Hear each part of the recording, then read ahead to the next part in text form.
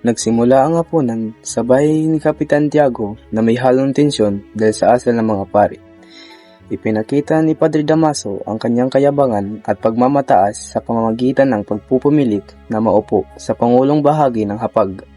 Samantala si Padre Damaso ay mahinahong kumilos ngunit ipinahayag ang kanyang awtoridad sa pamamagitan ng pagpapaalala ng tamang kaayusan at ranggo. Dahil dito, nakaramdam ng ilang at katahimikan ang mga panauhin. Ipinakita sa kabanatang ito ang hidwaan, pagpapaimbabaw at labanan sa kapangyarihan ng mga prel sa lipunan noong panahon ng kolonyalismo.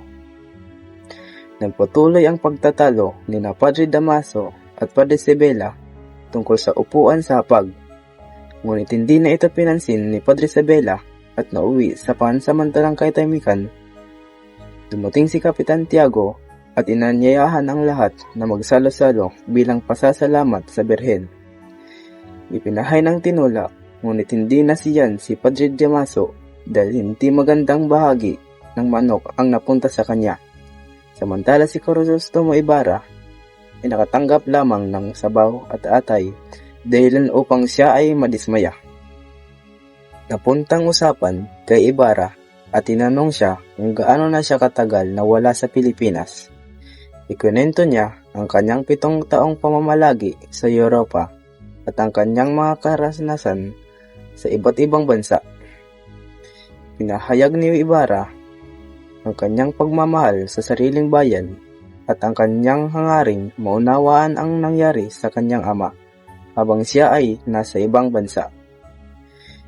Binahagi rin niya ang kanyang kaalaman sa iba't ibang wika at kultura na lalo pang humanga ang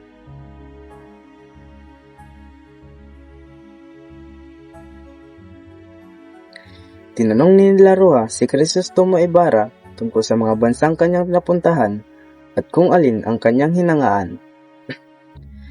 Pinaliwanag ni Ibarra na ang tunay na sukatan ng kaunlaran ng isang bansa ay ang pagmamahal sa bayan, kalayaan at pagkakapantay-pantay ng mamamayan.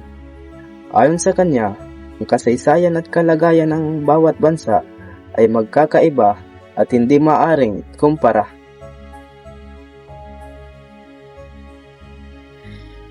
Nainsulto si Padre Damaso sa mga pahayag ni Ibarra at minamalit ang kanyang mga natutunan sa Europa.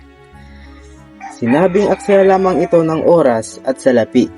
Bagamat may tensyon, pinili ni Ibarra na pigilin ang sarili at sagutin ito ng mahinahon upang maiwasan ang gulo.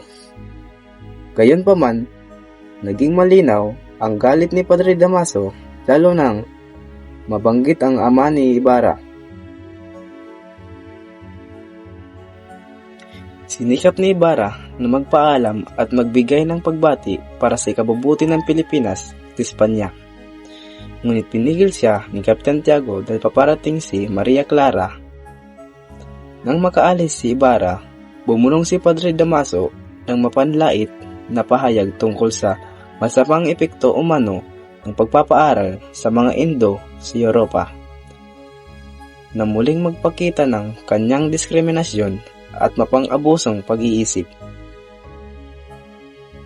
Naglalakad si Crisostomo Ibarra sa Binondo at napansin niyang halos walang nagbago sa lugar mula nang siya'y mag-aral sa Europa. Nagkilala niya ang isang tenyente ng Guardia Civil na nagkwento tungkol sa sinapit ng kanyang ama na si Don Rafael.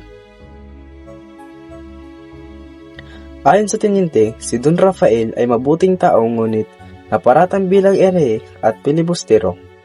Isang kolektor ng buwis ang nakipagtalo sa kanya at namatay matapos masugatan. Dahil dito, pinarusahan si Don Rafael, ikinulong at kalaunan ay namatay sa bilangguan. Kahit napatunayang hindi siya nagkasala, huli na ang lahat. Lubos na nalungkot at nabigla si Ibarra sa sinapit ng kanyang ama at dito nagsimula mabuo ang kanyang mas malalim na pag-unawa sa kalupitan at kawalan ng katarungan sa lipunan noong panahon ng mga Kastila.